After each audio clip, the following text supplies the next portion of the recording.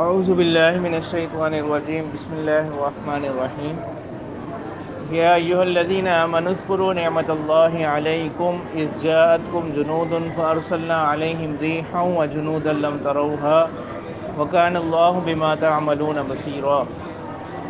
تو یہاں سے آگے اب یہ غزوہ احزاب کا تذکرہ ہوگا۔ اللہ تعالیٰ فرماتے ہیں کہ اے ایمان والو، یاد کرو اللہ کی نعمت کو تم پر جب تمہارے اوپر لشکر آ دوڑے، یعنی تم پر حملہ آور ہو گئے۔ تو جنودن سے یہاں مراد یہ لشکر ہے دشمنوں کے۔ فارسلنا علیہم ریحا وجنودا لم تروها، اور یہاں پر جو جنودن آ رہا ہے، ہم نے بھیجی ان پر ہوا اور ایک ایسا لشکر جس کو تم نہ دیکھتے تھے۔ تو اس لشکر سے مراد فرشتوں کی جماعت۔ تو بعض مفسرین فرماتے ہیں کہ البتہ اس غزوہ میں، غزوہ خندق میں فرشتوں کا قتال ثابت نہیں ہے، یعنی فرشتے آئے تھے لیکن انہوں نے قتال نہیں کیا اس میں، یعنی محض ان کو دشمنوں پر رعب ڈالنے کے لیے بھیجے گئے تھے، جیسے غزوہ بدر میں کیا، اس طرح غزوہ احزاب میں نہیں کیا، تو ویسے ان پر رعب ڈالنے کے لیے بھیجے گئے۔ وَكَانَ اللَّهُ بِمَا تَعْمَلُونَ بَصِيرًا، اور اللہ تعالیٰ جو کچھ تم عمل کرتے ہو اس کو دیکھ رہے ہیں۔ اِذْ جَاءُوكُم مِّن فَوْقِكُمْ وَمِنْ أَسْفَلَ مِنْكُمْ، جب وہ آئے تم پر، من فوقکم تمہارے اوپر سے بھی، ومن اسفل منکم اور تمہارے نیچے سے بھی، وَإِذْ زَاغَتِ الْأَبْصَارُ اور جب آنکھیں پھٹی کی پھٹی رہ گئی، آنکھیں کھلی کی کھلی رہ گئی، یعنی خوف کے وقت یا حیرت کے وقت ایسا ہوتا ہے۔ تو یہ بطور محاورہ کے کلام ہو رہا ہے۔ خوف کے وقت میں، حیرت کے وقت میں انسان کی ایک کیفیت ہوتی ہے کہ اس کی آنکھیں کھلی کی کھلی رہ گئی، بطور محاورے کے بھی بولا جاتا ہے ایسی کیفیت کے لیے۔ وَبَلَغَتِ الْقُلُوبُ الْحَنَاجِرَ، اور وَبَلَغَتِ الْقُلُوبُ الْحَنَاجِرَ کلیجے منہ کو آ گئے، دل حلق تک آ گئے، اردو میں محاورہ کہتے ہیں جان حلق تک آ جائے، یعنی اس وقت میں کیفیت ایسی بن گئی۔ وَتَظُنُّونَ بِاللَّهِ الظُّنُونَ، اور تم اللہ تعالیٰ سے متعلق گمان کرنے لگے طرح طرح کے۔ تو اب یہ ایک طبعی طور پر ایسا ہوتا ہے کہ خوف کے وقت میں، شدت کے وقت میں انسان کے ذہن میں کچھ وساوس آنے لگتے ہیں غیر اختیاری طور پر، ان پر کچھ مواخذہ نہیں، ان پر پکڑ نہیں۔ اگر وساوس ہوں اختیاری طور پر ان پر مواخذہ ہے، اور یہی حکم ہے تمام وساوس، جتنے ہی وساوس آتے ہیں انسان کو، اگر تو وہ کیا ہوں، نماز میں ہی مسئلہ آتا ہے وسوسے آنے کا، خیالات کا، اگر تو وہ غیر اختیاری طور پر ہوں ان پر تو کوئی مواخذہ نہیں، اور اگر وہ اختیاری طور پر ہوں، خود وسوسے اور خیالات نہ آئیں، تو وہ غلط۔ تو یہاں بھی ایسے یہ جو آ رہا ہے نا، تم اللہ کے بارے میں طرح طرح کے گمان کرنے لگے، تو اس سے ایسے ہی گمان مراد ہے کہ جو غیر اختیاری طور پر خوف کے مقام پر، شدت کے مقام پر آ جاتے ہیں۔ هُنَالِكَ ابْتُلِيَ الْمُؤْمِنُونَ وَزُلْزِلُوا زِلْزَالًا شَدِيدًا، اللہ تعالیٰ فرماتے ہیں کہ اس وقت میں ابتلیہ، یہ مجہول ہے، آزمائے گئے اہل ایمان، وزلزلوا زلزالا شدیدا، اور ہلائے گئے سخت قسم کا ہلانا، وَإِذْ يَقُولُ الْمُنَافِقُونَ، تو اس وقت مسلمانوں کا جو اہل ایمان کا لشکر تھا، اس کے دو گروہ ہو گئے، مومنین اور منافقین، مخلص اور غیر مخلص۔ وَإِذْ يَقُولُ الْمُنَافِقُونَ، اور جب کہنے لگے منافق لوگ، وَالَّذِينَ فِي قُلُوبِهِم مَّرَضٌ، اور وہ لوگ جن کے دلوں میں کوئی مرض تھا، مَا وَعَدَنَا اللَّهُ وَرَسُولُهُ إِلَّا غُرُورًا، کہ نہیں وعدہ کیا ہم سے اللہ نے اور اس کے رسول نے مگر دھوکے کا۔ تو اس وقت جب حالات وہاں سخت ہو گئے، خندق کھود رہے تھے، پھر درمیان میں ایک سخت چٹان آ گئی، اس وقت منافقین نے جو ہے نا اس قسم کی باتیں شروع کر دی. یہ جو ہم سے فتح کے وعدے کیے گئے تھے، نصرت کے وعدے کیے گئے تھے، وہ محض کیا ہیں؟ دھوکہ ہی. وَإِذْ قَالَتْ طَائِفَةٌ مِّنْهُمْ، اور جب کہا ایک جماعت نے ان میں سے، طائفہ جماعت گروہ، یا اہل یثرب لا مقام لکم فارجعوا، کہ اے اہل یثرب، اے مدینہ کے رہنے والو، لا مقام لکم، تمہارے لیے کوئی ٹھکانہ نہیں، فارجعوا، یہاں سے لوٹ چلو.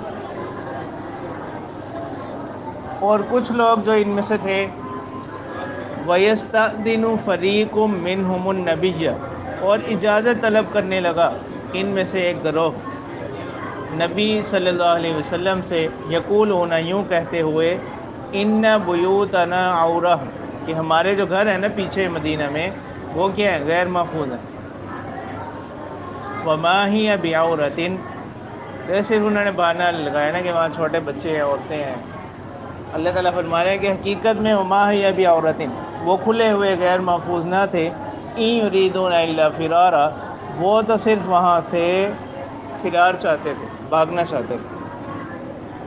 تو اب یہ جو سب سے پہلے آیا 12ویں آیت میں، وَإِذْ يَقُولُ الْمُنَافِقُونَ وَالَّذِينَ فِي قُلُوبِهِم مَّرَضٌ، تو اس کے بارے میں مفسرین فرماتے ہیں کہ یہ جو قول ہے، یہ ہے معتب، میم عین تابا، معتب بن قشیر اور اس کے ساتھیوں کا. اور یہ جو دوسری 13ویں آیت کے شروع میں ہے، وَإِذْ قَالَتْ طَائِفَةٌ مِّنْهُمْ يَا أَهْلَ يَثْرِبَ لَا مُقَامَ لَكُمْ، یہ ہے اوس بن قیتی، اوس بن قیتی، قاف یا توا چھوٹی ہے. اور وَيَسْتَأْذِنُ فَرِيقٌ مِّنْهُمُ النَّبِيَّ، یہ ابو عرابہ اور بعض بنو حارثہ، ان لوگوں نے یہ بات کہی تھی. تو اب اللہ تعالیٰ اس کے جواب میں فرماتے ہیں، وَلَوْ دُخِلَتْ عَلَيْهِمْ مِنْ أَقْطَارِهَا ثُمَّ سُئِلُوا الْفِتْنَةَ لَآتَوْهَا وَمَا تَلَبَّثُوا بِهَا إِلَّا يَسِيرًا. وَلَوْ دُخِلَتْ عَلَيْهِمْ مِنْ أَقْطَارِهَا، اگر داخل کر دیے جائیں، یعنی اب چونکہ ان کو اہل ایمان کے ساتھ لڑنے کے لیے گئے تھے نا، اور ادھر کافر مقابلے پر، تو لیکن جب شدت آئی، سختی آئی، تو انہوں نے مختلف بہانے تراشنے شروع کر دیے. اور اگر یہی کوئی مسلمانوں کے خلاف کوئی لشکر تمام اطراف سے آ جائے، وَلَوْ دُخِلَتْ عَلَيْهِمْ مِنْ أَقْطَارِهَا، اگر کوئی داخل کر دیا جائے ان پر، مسلط ہو جائے کناروں سے، ثُمَّ سُئِلُوا الْفِتْنَةَ، پھر ان کو بلایا جائے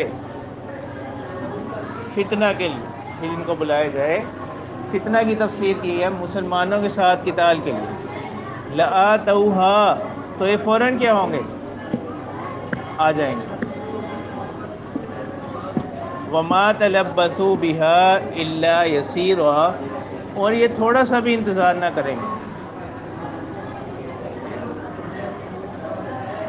وَمَا تَلَبَّثُوا بِهَا، اور پھر یہ اپنے گھروں میں نہیں ٹھہریں گے، إِلَّا يَسِيرًا، مگر تھوڑا سا، پھر یہ فوراً نکل آئیں گے. اگر کوئی لشکر ایسے آ جائیں اور وہ ان کو بلائیں کہ آؤ ہمارے ساتھ کہ ہم مسلمانوں سے قتال کریں، لڑیں، تو یہ ذرا بھی انتظار نہیں کریں گے، دیر نہیں لگائیں گے، فوراً کیا ہوں گے. تو معلوم یہ ہوا کہ اصل جو ان کی دشمنی ہے، اصل جو ان کی نفرت ہے ان کے دلوں میں، وہ مسلمانوں سے ہے، اصل عداوت اسلام سے ہے. باقی سب باتیں جو انہوں نے کہا کہ ان بیوتنا عورہ، یہ سب کیا ہیں؟ بہانے. وَلَقَدْ كَانُوا عَاهَدُوا اللَّهَ مِن قَبْلُ لَا يُوَلُّونَ الْأَدْبَارَ.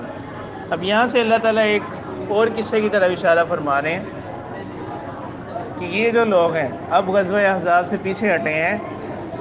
جس وقت غزوہ بدر ہوا تھا تو یہ لوگ پیچھے رہ گئے تھے. اس وقت یہ بڑی بڑی باتیں کرتے تھے کہ اگر آئندہ کبھی موقع ملا تو ہم کیا کریں گے؟ دین اسلام کے لیے قربانیاں دیں گے، ٹھیک ہے، اپنی جانیں پیش کر دیں گے.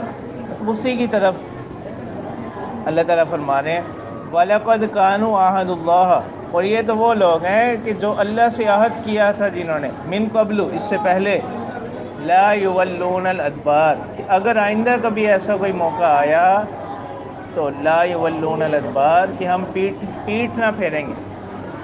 یعنی پیٹھ نہ پھیرنا یہ کنایا ہے کس سے؟ کہ میدان جنگ سے ہم کیا نہیں کریں گے؟ فرار نہیں ہونا، اور میدان جنگ سے فرار ہونا جس وقت انتہائی ضرورت ہو اس وقت میدان جنگ سے فرار ہونا، اس کو نبی اکرم صلی اللہ علیہ وسلم نے کبائر میں شمار فرمائے کہ بڑے بڑے جو کبیرہ گناہ ہیں ان میں سے ایک الفرار من الزحف، میدان جنگ سے فرار ہو جانا۔ اللہ تعالیٰ فرما رہے ہیں وَكَانَ عَهْدُ اللَّهِ مَسْئُولًا، کہ وہ جو انہوں نے عہد لیا تھا جس وقت غزوہ بدر سے رہ گئے کہ آئندہ اگر کبھی ایسا موقع آیا تو ہم نہیں بھاگیں گے، تو وہ تو اللہ سے عہد لیا تھا نا، وَكَانَ عَهْدُ اللَّهِ مَسْئُولًا، اور اللہ کے عہد کے بارے میں کیا ہوگا؟ پوچھ ہوگا۔ وَكَانَ عَهْدُ اللَّهِ مَسْئُولًا، اللہ کے عہدوں کے بارے میں کیا ہوگا؟ پوچھ ہوگا، پوچھا جائے گا کہ تم نے تو یہ عہد کیا تھا۔ قُل لَن يَنفَعَكُمُ الْفِرَارُ، اسی طرح ایک اب ہر احتمال کی نفی کی جا رہی۔ اللہ تعالیٰ فرماتے ہیں اے پیغمبر صلی اللہ علیہ وسلم ان سے کہہ دیجئے، یعنی وہاں تو ان کو یہ خوف تھا نا کہ یہ 3000 ہیں اور وہ 12 یا 15,000 ہیں، اور یہ تو خود اپنے آپ کو کس میں ہلاکت میں ڈالنے والی بات ہے۔ تو اللہ تعالیٰ فرماتے ہیں اے پیغمبر صلی اللہ علیہ وسلم کہہ دیجئے لن ينفعكم الفرار، ہرگز بھاگنا دوڑنا تم کو نفع نہ دے گا، ان فررتم من الموت، اگر تم بھاگ رہے ہو کس سے؟ موت سے، او القتل، یا مارے جانے سے، وَإِذًا لَّا تُمَتَّعُونَ إِلَّا قَلِيلًا، اور اس وقت تم نہیں فائدہ اٹھاؤ گے مگر تھوڑی سی مدت، یعنی اگر بھاگ کر تم سمجھتے ہو کہ ہم موت کو ٹال دیں گے تو موت تو پھر بھی نہیں ٹلنی، وہ تو اپنے وقت پر کیا ہونا ہے؟ آ کر رہنی، زیادہ سے زیادہ یہ ہوگا کہ تمہیں تھوڑی سی مدت اور نفع اٹھانے کا، فائدہ اٹھانے کا، دنیا میں زندگی گزارنے کا موقع مل جائے گا۔ قُلْ مَنْ ذَا الَّذِي يَعْصِمُكُم مِّنَ اللَّهِ، اے پیغمبر صلی اللہ علیہ وسلم ان سے کہہ دیجئے مَنْ ذَا الَّذِي، کون ہے وہ، يَعْصِمُكُم مِّنَ اللَّهِ، جو تمہیں بچائے اللہ سے، ان اراد بکم سوءا، اگر اللہ تعالیٰ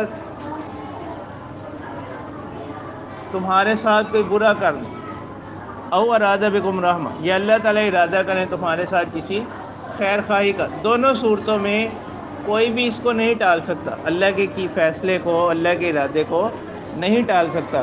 ولا یجدون لہم من دون اللہ، اور نہیں وہ پائیں گے اپنے لیے اللہ کے مقابلے میں، اللہ کے سوا، ولیجن کوئی دوست، ولا نصیر، اور نہ ہی مددگار۔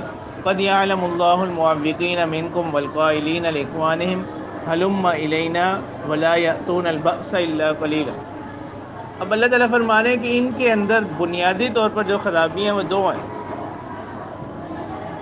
ایک تو جبن ہے، بزدلی، اور دوسرا بخل۔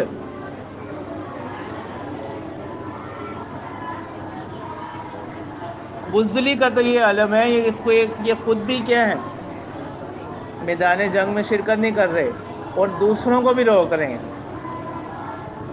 اور دوسری طرف بخل کا یہ عالم ہے کہ اگر جیسے ہی یہ دیکھتے ہیں مسلمانوں کو کوئی فائدہ حاصل ہو رہا ہے یہ فوراً کیا آتے ہیں، وہاں پہنچ جاتے ہیں۔ قد یعلم اللہ المعوقین منکم والقائلین لاخوانہم ہلم الینا، اللہ تعالیٰ جانتے ہیں المعوقین منکم، تم میں سے رکاوٹ ڈالنے والوں کو، والقائلین لاخوانہم، اور اپنے بھائیوں سے یہ کہنے والوں کو، ہلم الینا، ہماری طرف چلے آؤ، ہلم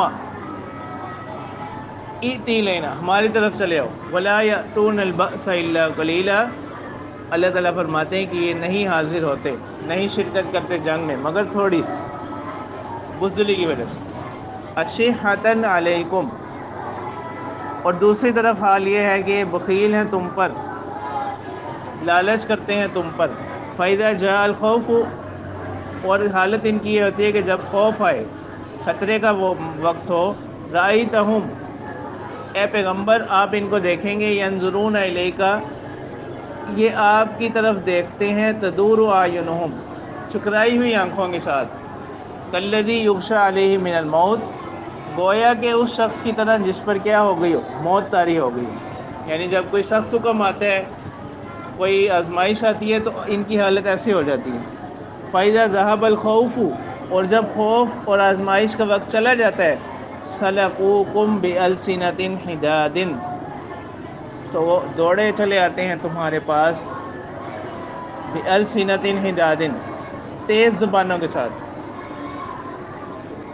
یعنی ایسی باتیں کرتے ہوئے جو ہر کسی کو وہ باتیں کیا کر دیں، متاثر کر دیں، بناوٹی باتیں. اشحۃ علی الخیر، ایسا کیوں کرتے ہیں؟ لالچ کرتے ہوئے، حرص کرتے ہوئے، علی الخیر، مال پر. خیر کی تفسیر یہاں کس سے ہے؟ مال سے. جیسے سورہ عادیات میں بھی آتا ہے وَإِنَّهُ لِحُبِّ الْخَيْرِ لَشَدِيدٌ، تو وہاں بھی خیر کی تفسیر کس کے ساتھ ہے؟ مال کے ساتھ.